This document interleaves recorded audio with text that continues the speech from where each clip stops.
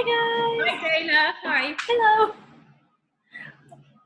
Take it away, Dana, whenever you're ready. Okay, well, thank you guys so much for speaking with me. This show is absolutely amazing. Here in America, I have never heard of the book. I've never seen the show. It is huge over in the UK, so I feel really kind of like, oh my gosh, like the last person to the party, and the party's like in the second season. And so this was phenomenal from beginning to the very end.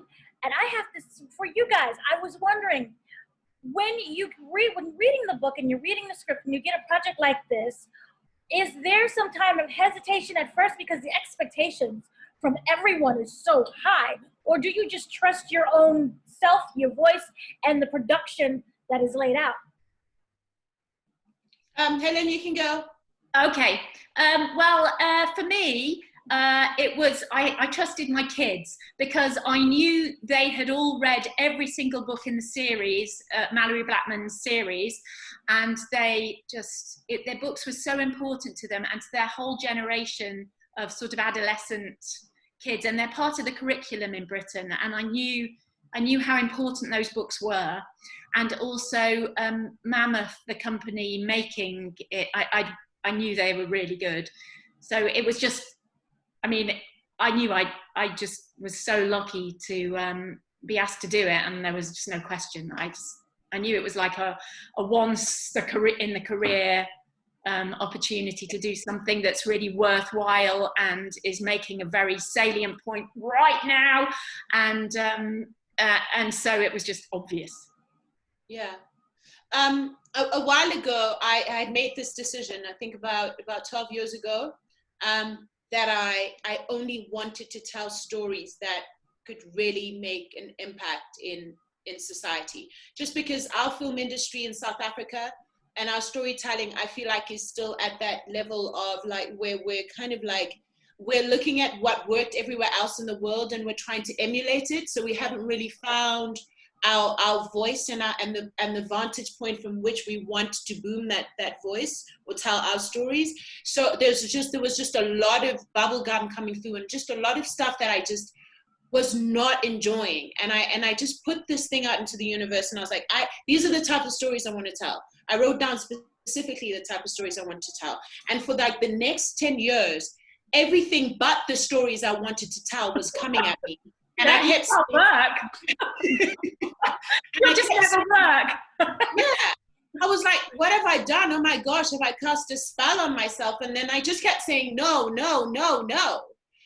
Until Noughts Crosses came along, and I was like, yes! I love it. I was like, I knew this existed. Like, I wasn't crazy. So for me, Noughts Crosses not only affirms a very deep-seated personal decision I made and a commitment I'd made to myself as in this career and on my personal journey, but it just affirms that I can trust that desire in me that believes that storytelling can do that to the world.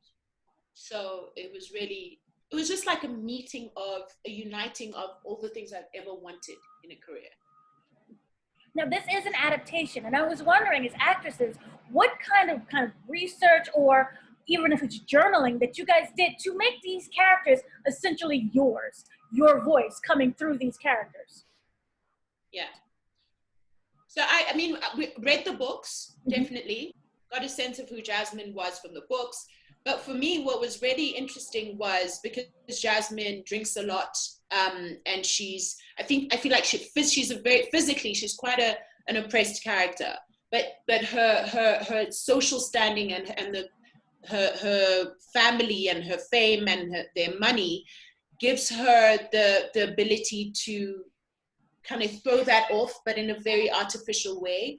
So I really just worked a lot on Jasmine from a very physical perspective, and just tried to like just sit in that space of what does a privileged person move like? How do they walk into a room? How do they dismiss people? You know, very subtly and even obviously. And those things were very interesting to look at, because whereas in my normal life, they would annoy me, I suddenly had to look at them with interest and peculiarity and say, oh, this is an interesting thing. Why do people do that? So it was quite interesting space to be in. I love playing Jasmine, by the way. She's just, she's the only character I'd ever want to play on Noughts Crosses. You play her well. Thank you. I mean, I think I was worried about playing Meggie after I had my initial elation, because you know it's an inverted society, and actually sort of what you're playing is the Black experience. But then, and I thought, well, God, you know, who am I to know how on earth to play that? And so I had to think, well, actually, like a couple of generations ago, my family did work in a big house for some well-to-do people in Northern England. And so I made myself feel better by thinking, well, it's also about class. And so I tried to come at it that way, because I didn't feel comfortable really thinking of it in the other way. So I just thought, well, this isn't so different from two generations. I mean, obviously the high drama that comes on later, that is something completely different.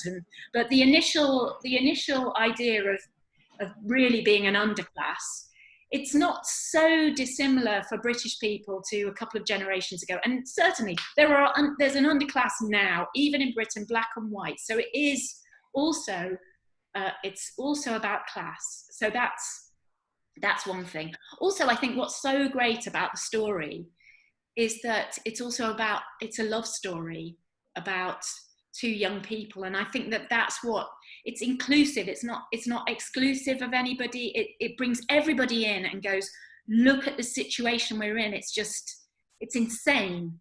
And it's a product of hundreds of years of history and a product of a bad system that we just need to change.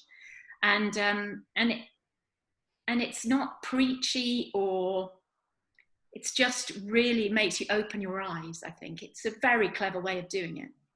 Yeah. Now, if you guys could sit with your characters as yourself, what advice would you give yourself, well, your characters, for this season? What advice? Wow. Gosh. Yeah, I'd just be like, leave him. Leave that man. Yeah, that's what I'd say to Jess. I'd probably say, don't let your son go to the party. Oh, goodness. Yeah, because that is going to lead you to a lot of heartache. It's going to ruin your life. Yeah. just maybe tell him to go out for a drink instead. Right. So through this whole filming and with the process, do you feel that it's kind of changed how you view life now if it wasn't for this project? Oh, absolutely. For me, something that's very interesting that this project did for me is I just came out of it going, because I when I was watching the series, so making the series obviously was a vastly different experience to actually now sitting down and watching it. I couldn't believe like just how cumulatively, looking at Maggie's journey, like how much this woman had gone through. I was just like, how was this woman still standing at the end, right? And then I realized, oh my goodness, that woman is also my mother, my neighbor. I grew up in an entire neighborhood of women like that. And then I started to go, oh, wow, what is the collective result or impact of that experience? And it just produced so much compassion from me for so many people in my life. Because it went from just going, how do I survive and how good am I at surviving? But it went to going, oh my gosh, how did surviving every day change you? And what did that do to you? it just made me really compassionate to so many people's experiences in the world.